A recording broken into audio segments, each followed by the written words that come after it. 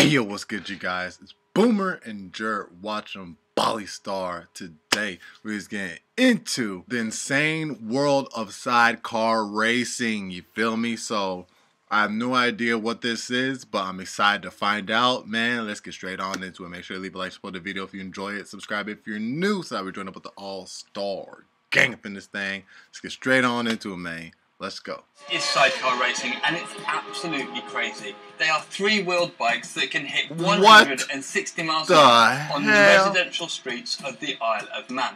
But what's incredible is that it takes two people to drive this thing. One on the controls and one manipulating the balance of the bike. And controlling this thing at that sort of speed with walls, curbs and blind crests must be terrifying. But not as much as being the passenger whilst doing that. So today, let me explain the engineering and the insane driving skill behind sidecar racing.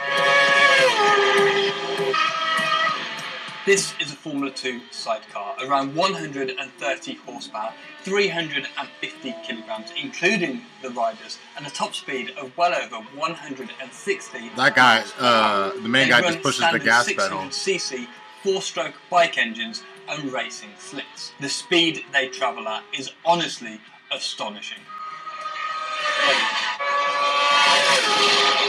Now, sidecar racing is huge, with many different classes and events, from circuits like Brands Hatch and Alton Park to the scariest of them all, the Isle of Man Snaefell Mountain Course. The Isle of Man, statistically the most dangerous races in the world, and by quite some margin. The number of horrific crashes is endless, but despite this... This reminds me of like Fast and Furious Tokyo Drift when they go down the hill at the end.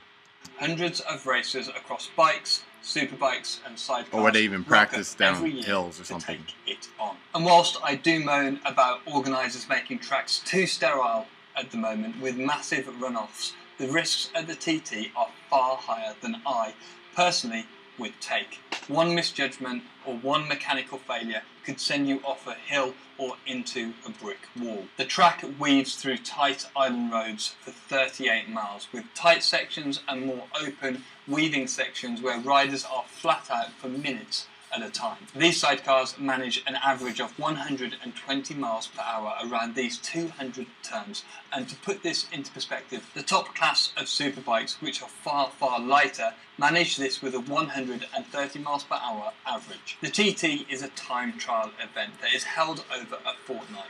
1 week of practice, and you're going to need every minute of that, and a week of races. They set the riders off 10 seconds apart, so whilst you are racing the clock, if you're quick, you have to put in some ballsy overtakes too. If you want to see loads of quality footage on this, check out the Three-Wheeling channel linked below. And thank you to them for supplying a lot of the footage for this video. And this track would be terrifying in a car, with 4 wheels and a roll cage, one driver, and the ability to take left and right-handed corners at the same sort of speed.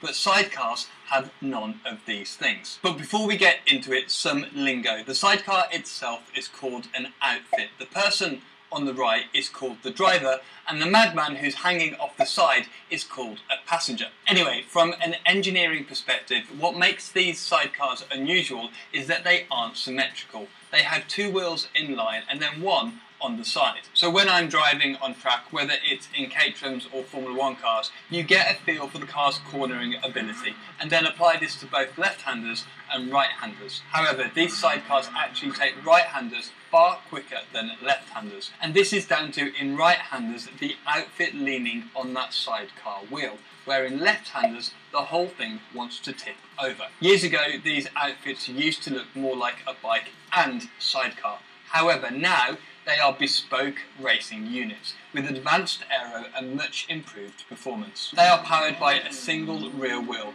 the one behind the driver, and are steered by the front wheel through some very small handlebars. They can also outbrake superbikes down to the huge slick tyres and the enormous car brakes that stop all 3 wheels. And look here, they use flat racing tyres rather than the rounded bike tyres, so they have a much larger contact patch, so more grip in the corners and especially on the brakes. Now to the question I'm sure you're all wondering.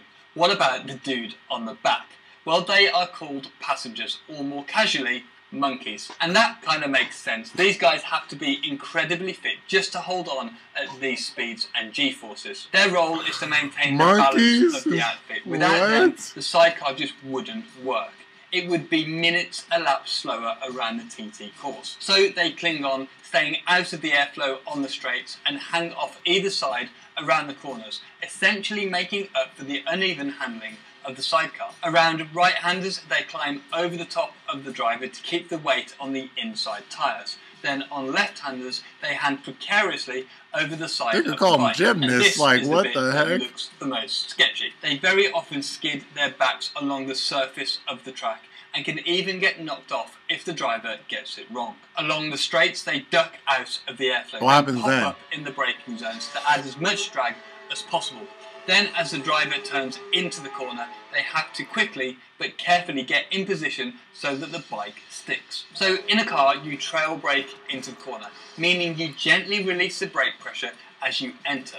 This is all to transfer the weight of the car as gently as possible. On a sidecar, the driver is still doing this, but with the added component of another person moving around too. And it must be so tough to coordinate these two things perfectly. Some passengers even count or feel the bumps. Also, they don't need to pop their head up to see when the next corner is coming, which around a 38-mile lap is mighty impressive. As you can imagine, it takes enormous trust from both parties. The driver has to trust that the passenger will be in place to give him grip when he needs it. What happens when the passenger falls off? Has to trust the driver that he's got his estimations right. The passengers hold on to a few specific handles. The main one is in the centre of the bike. The riders hold this through the highest G sections, the braking zones, where they have to be up pretty high on the bike whilst the driver is on the anchors. Then there are several smaller holes around the sidecar for the cornering sections, as well as a specially shaped platform with places for the passenger to jam their foot in for grip. It really is like rock climbing at 150 miles per hour. Now, what I find mad is also what the driver has to do. It's not like a car where the grip is more predictable and the balance of the car is pretty steady. The most a car changes is when the tyres wear or the fuel burns off, both of which happen slowly and predictably. But on these bikes, if the passenger isn't in the right place at exactly the right time, the bike won't have the grip you expect it to. There really are two people steering these sidecars. But the thing I can't get over is the enormous risk that every driver takes on this track. Many of the riders have rituals where they hug their families every time they get on the bike at this track, even in practice. There are too many crashes, many of which are tragic, so you can imagine the nerves when sat at that start line. But as we all know, all motorsport can be dangerous, and we go into it knowing the risks. The skill, composure and dedication from these riders demands huge respect. One thing that I had to find out was, how do you build up to doing this? How do you first learn the ropes in hanging off the side of a sidecar at silly speeds? Well, I don't know why, but for some reason I was thinking they should make a movie about this sport. You know what I'm saying? Like, I don't know why. It's like, y'all remember that Disney Channel movie? If y'all ever watched Disney Channel back when you were younger and stuff, or I don't know. But the movie's called Brink. You know what I'm saying? About some kids that, like, you know, have competition on rollerblades, you know what I'm saying? That, like, you know, rollerblade down a hill and all that stuff. And, like, you know, I just got the vision that, like, you know, the main bad guy in that movie was, like, you know, hitting other bladers over as they were going down the hill, and they will, like, tumble down the hill, hit haystacks and stuff. I'm like, bro, that's sort of what it made me think about. And I was like, yo, they should make a movie with this sport. You know what I'm saying? It's like, yeah, it'd be like a real down movie, because it's like, you know, instead of like hitting bladers, you know what I'm saying, hitting bladers and they'll tumble down the hill into a hay stack or whatever. It's like, you know, it's like some villain in that movie like hit the other car and that car's about to, it's like, I'm not laughing, but it's just like, you know, that I was just seeing the whole thing as a movie. I was like, dude, what's like the arch villain of like, you know, a movie about this, like, you know, hit another car and they, you know, instead of like a haystack they hit, you know what I'm saying? And it's like, you know, it'd be like a real ass movie, like those movies that you get like, what they call it, an Oscar from, Maybe. Well, just like what karting is to single-seaters, miniature sidecars is to sidecars. These are awesome. They are called mini F1 sidecars, and they race on kart circuits. Yeah, no, the racing is brilliant. I was thinking that all that. I was like, as I was watching this, I was like, dude, why isn't this a movie? You can really see how the passengers move the weight around, getting on the inside of each corner, hanging way off the side of the outfit. You should watch this video where... Are they allowed to kick each other or like hit the other car? Like, I mean, it's not funny because, like, you know, it's like these people are not just hitting haystacks over here. You know what I'm saying?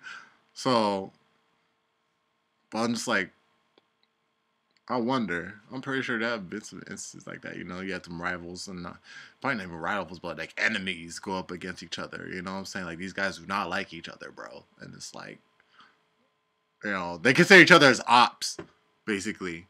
But yeah, I swear, the more I watch this, bro, the more I just thought about like all that stuff, bro. Like, I came in like, what Leonardo saying, Dango is like, first you have my interest, now you have my attention. I watch this all like, yo, what is this? Like, yo, a guy on the side and he's like steering the car, and like as it was going on, I was like, yo, you know what I'm saying? These guys are like, you know, race each other for real, going hand. I'm like in that middle part slot, it's like, do these guys ever just kick one another, like kick them off the road? And then, you know, he started saying, it's like, yo, like, you know, these guys are not hitting hay stacks over here. These guys are hitting brick walls and all that stuff. And you know, it's like, you know what I'm saying? Then I thought, what if this was made into a film? Because, you know, in films, you know what I'm saying, they have stuff like that. I'm not going to name any movies, but it's about sports, and, you know, that happens in the movie. And I'm just like, hey, y'all let me know your thoughts about it down in the comment section down below. You already know it's Boomer and Jer watching Bali Star. Make sure to leave a like for the video if you enjoyed it. Subscribe if you're new so that we join up with the all-star gang up in this thing. Hey, bruh, I'm going to be out real quick. You know what I'm saying? Catch y'all on the next one. 100. Yeah.